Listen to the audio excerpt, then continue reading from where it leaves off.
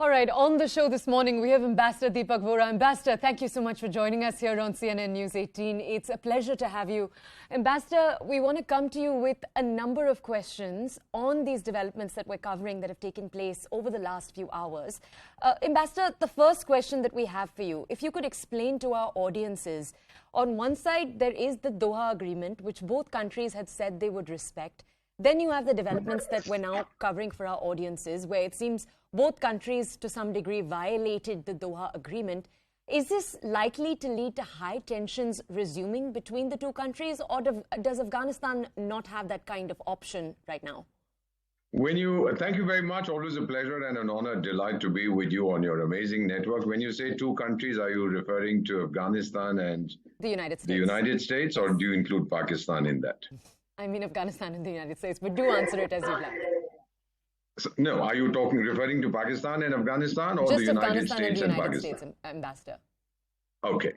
Let me put it to you like this, ma'am. What has just happened is this desperate character called Ayman al-Zawahiri, his elimination, reminds me of what Prime Minister Narendra Modi had said in March 2019 about our terror-loving neighbor. You know, he said something, ma'am, and we sometimes tend to forget. When we eliminated the Jaish-e-Mohammed camp in Pakistan, the Indian Air Force did. Prime Minister had said, "Ye hamara siddhant hai ki hum ghar mein ghus ke marenge.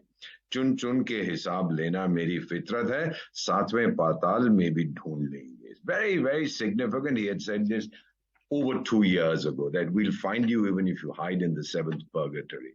And he said, the fire that rages in the hearts of my countrymen rages in my heart too. America's heart too, this fire was burning. They got hold of that Osama character, I think it was in 2011. Yes. And then Barack Obama went on television to announce it. It was a very big thing. The desire for revenge was satisfied. And now the president, again, Joe Biden, has announced that they have got hold of this character. Ma'am, first question, there have been reports earlier that he was hiding somewhere in Pakistan and he was killed, but then he resurfaced. Where was he all this time? Taliban only came in a year ago. He was hiding in Pakistan is the obvious inference. And the pressure on Pakistan built up because, as you know, forgive my language, Pakistan economically, militarily, politically, internationally, Pakistan is up, as the Americans say, up shit creek without a paddle. So they didn't want another character to be found hiding on their territory. So you get rid of Shri Zawahiri and tell the Taliban, listen, guys, you are our darlings, you are our brothers-in-law, sons-in-law, whatever. Now take this character and shelter them. And then they hide him in a neighborhood where I've been several times, the most sought after, the poshest neighborhood. It's called Embassy Row over there, and they hide him over in that particular area. That's the first lesson. That, again, that collaboration, that nexus of evil between the Taliban and their godfathers in Pakistan is alive and kicking. The second lesson, ma'am, it's a message to all terrorists across the world. Just as we had done with our surgical strikes, this is also a surgical strike. And what they have said is, hide where you can. We will find you and we will kill you. This, I believe, at this point of time when American people are suffering from inflation, they are suffering from high energy prices, all kinds of things are going on. People say you ran away from Afghanistan. Miss Pelosi is threatening to go off to Taiwan, and that fool in Beijing is huffing and puffing and doing all kinds of funny things. America needed something reassuring. The first was when Osama bin Laden went away. It was part revenge. Now it's almost, the craving for revenge has been satisfied. What will this achieve? Will it eliminate terror? No. As long as the masterminds, the people who have made terror an industry, particularly in Pakistan, as long as they are around, it's not going to be easy to eliminate it. However, the Hydra-headed monster has been significantly degraded. They've got him in that area where, like Raman, if you chopped off one of his heads, others would grow. But when you hit him in his navi, when you hit him in the navel, in that particularly vulnerable area, well, we got the fellow. That's what we are going to do. And I believe, ma'am, this success that the Americans have achieved, they would have done it with intelligence inputs from various people. The Taliban is not a monolith. There are people there who don't like the present government. This, I believe, is a message that the world is now sick and tired. If you permit, ma'am, I have a message from one of the African leaders I'm privileged to serve. All he has said is, Ambassador Deepak, we share your joy at this new strike against terror.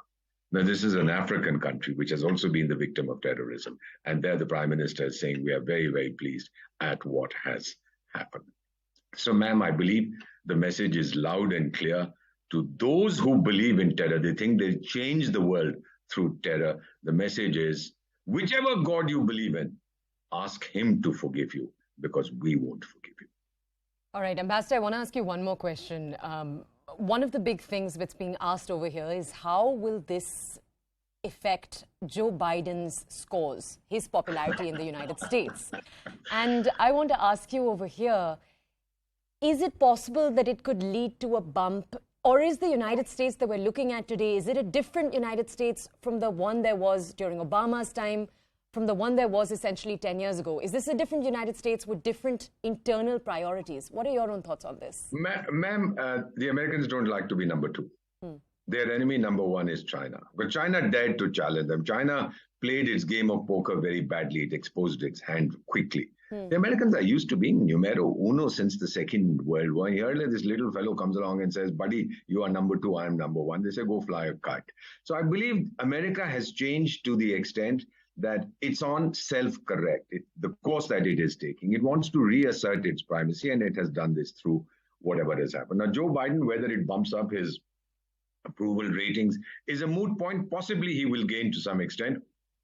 He has shown himself to be a resolute person. People used to say the fellow is a wimp, he's too old, he talks, he forgets, he's got Alzheimer's, all kinds of things. But he has proved that when push comes to shove, he can act.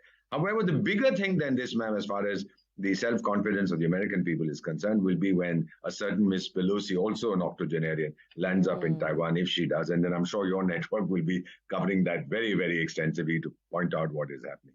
Yeah, the message is clear. America changed on 9/11. You know, ma'am, I was there when that dastardly thing happened. And there was a TV ad which said, America has changed. And sure enough, what did they display on that ad was homes all across America with the national flag flying. Said, yes, America has changed. The sense of purpose, the sense of loyalty, the sense of hurt that someone had dared to take on the most powerful country in the world.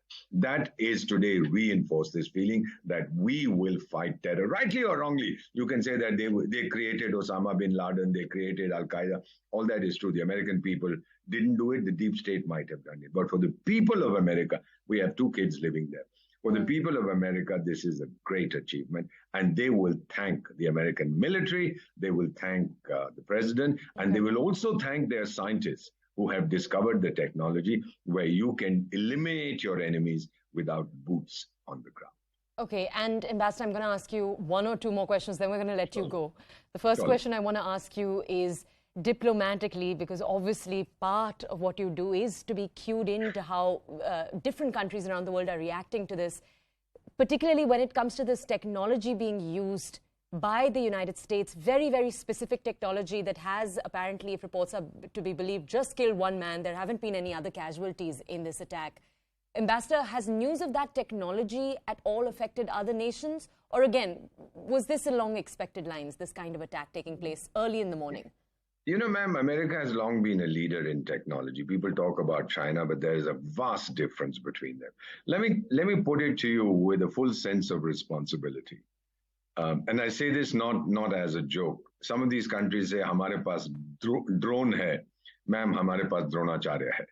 Let me tell you that the research that is going on in India, and I'm aware of a lot of the stuff that goes on, we are way ahead of many, many countries in this technology of remote control, where we can eliminate enemies without actually having to go there. So America has proved, yes, the technology is there. The world will be looking at them with greater admiration.